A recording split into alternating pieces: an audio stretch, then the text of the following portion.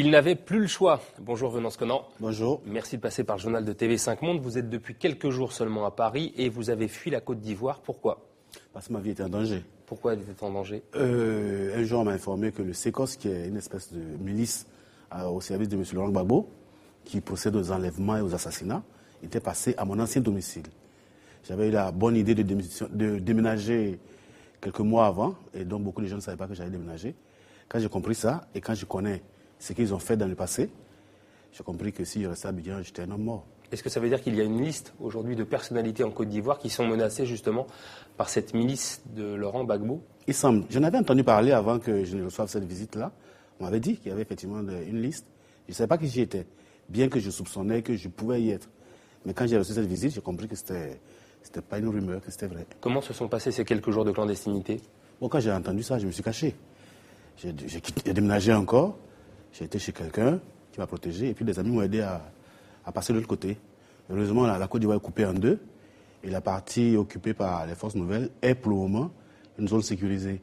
Et ce n'est pas étanche entre les deux. On circule tranquillement, quoi. Ce n'est pas une vraie frontière.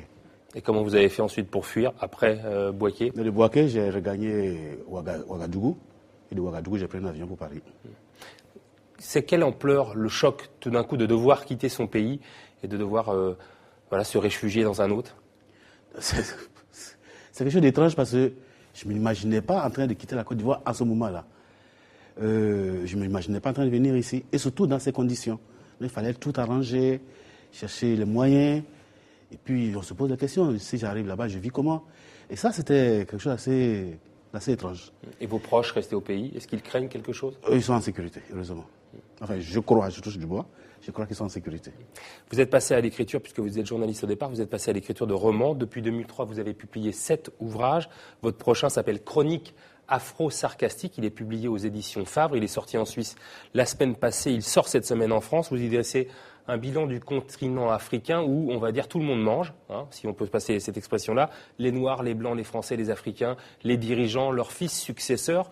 En quoi la Côte d'Ivoire va échapper à cet enlisement que vous décrivez sur ces 50 années passées de l'Afrique ? On avait espéré vraiment qu'avec cette élection-là, on a mis 10 ans quand même pour la faire. La dernière élection remonte à 2000. Celle-là devait avoir lieu en 2005, et on a eu en 2010. On espérait que la Côte d'Ivoire, au moins, échapperait à ça. D'autant plus que toute la communauté internationale était là pour nous assister. M. Laurent Gbagbo disait qu'il voulait des élections claires et transparentes, qui ne soient discutées par personne. Donc on avait espéré. Malheureusement, on retombe encore dans ça et on risque de s'enliser. Finalement, les 50 ans d'indépendance pour la Côte d'Ivoire, ça a été un échec total. Vous continuez de collaborer à divers journaux en France. On va parler du Monde ou de Libération. Vous avez aussi un temps fait de la communication politique à l'Assemblée nationale ivoirienne. Certains d'ailleurs s'interrogent sur vos revirements, on va dire. Vous avez ainsi combattu Alassane Ouattara sous l'ancien président Bédié. Pourquoi est-ce qu'aujourd'hui vous défendez Alassane Ouattara ? D'abord, à l'époque où où je soutenais M. Bédié, quand il a lancé son concept d'ivoirité, on ne savait pas que ça allait nous conduire à ça. Il disait que c'était un concept culturel, fédérateur, et moi j'adhérais. Et puis, bon, disons que j'étais militant aussi, donc M. Ouattara était vu par moi comme un adversaire. Mais en 1999, lorsque j'ai vu les dérapages, j'ai dit, attendez, c'est pas tout à fait ce que moi je souhaitais. Donc j'ai fait marche arrière.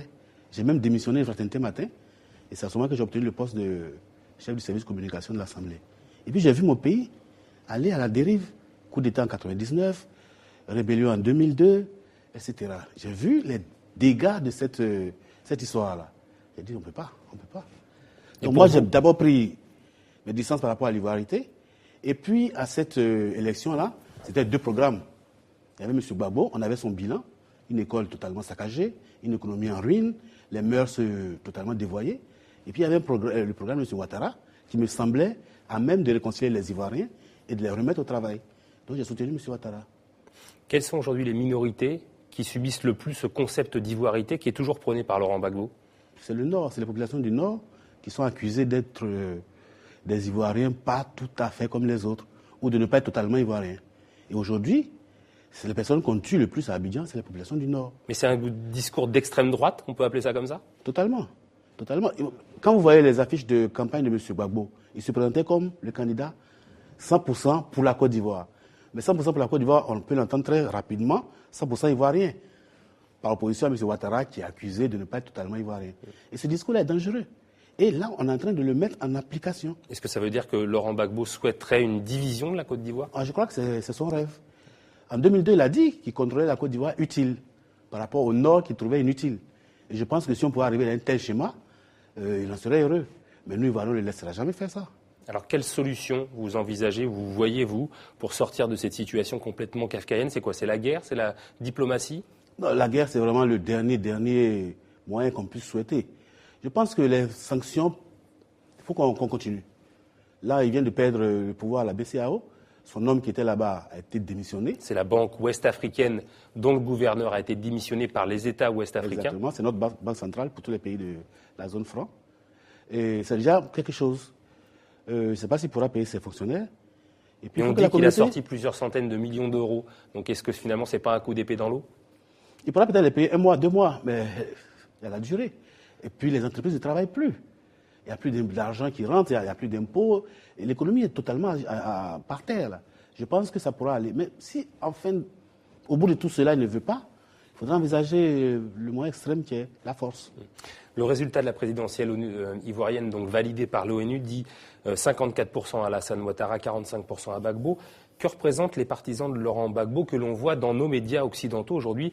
Je pense par exemple à Charles Blé Goudé. Qu'est-ce qu'il représente?